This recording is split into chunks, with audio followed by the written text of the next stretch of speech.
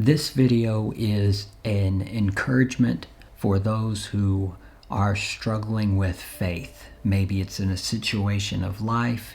It is a specific season where faith is in here, but it's having trouble getting here.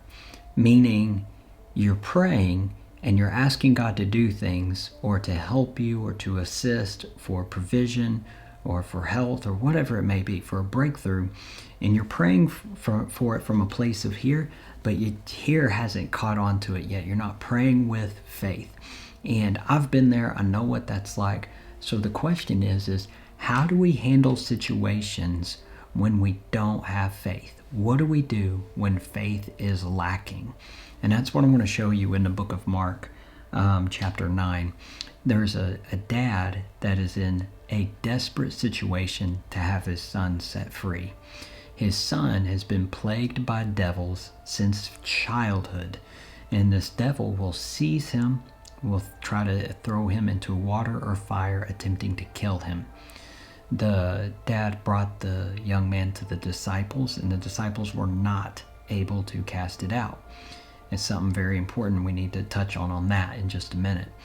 But then Jesus comes and he hears of what is going on, and Jesus sees what's happening. He asked the dad how long it had been happening, and the man responded, since childhood. And he says, but if you can do anything, take pity on us and help us. And Jesus said, everything is possible for those who believe. And the man immediately, the father exclaimed, I do believe, but help my unbelief. And, we go there at times. There's times where we believe, but then in the deep essence of ourselves, we don't believe. And so I think it's important to know how to handle that situation. You see, faith is not something that we can develop on our own, but yet many Christians will try to go muster up their own faith in a situation. And it's a soulful faith. It's basically it's head motivation. It's like, well, I'll just name it and claim it type faith, where you repeat it enough in your head, maybe it'll take. But real faith comes by hearing and hearing the word of God. Faith comes when God initiates it, when he speaks it into you through his word or through his spirit, or he uses somebody to come up and speak it into you, where his spirit is attached to it and it brings life to you that then activates faith. It's not our job to accumulate a faith on our own. Our part is partnership with God.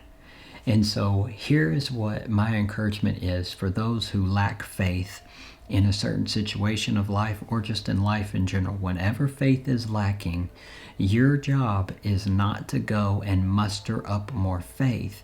Your job is to go focus on the heart of God. Go and focus on the love and the grace and the goodness that he has for your life. You put your attention on him and him alone, not on the fact that you are lacking faith or that you need faith or how you can develop your faith. Don't focus on those things. Go and focus on the heart of God. And in that place of focusing on the heart of God, God will speak to you and release into your life some type of impartation that will manifest faith. So it's not looking right, it's looking left. It's not looking in this direction, it's looking in that direction. It's just looking for the heart of God. Because after all of this happened, Jesus sets the young boy free. And later the disciples come up to Jesus and said, Jesus, why couldn't we cast it out? And he replied, this kind comes only from prayer and fasting. Meaning, there's only certain areas of growth, because he said that they didn't have faith. He says, you have little faith, how much more will I endure with you guys? And he's saying to them, look guys, there are only certain things that you're going to have access to through connection with me and through a laying down of yourself, a setting aside of yourself, and just a focus on me. And it's the exact same thing we have to do when we are in a time of little faith. We put ourselves aside. It's not our job to try to muster up a soulful faith inside of our head to try to convince ourselves that we believe. We throw all of that aside and we behold the Son of God. we keep our eyes and our hearts set on Him.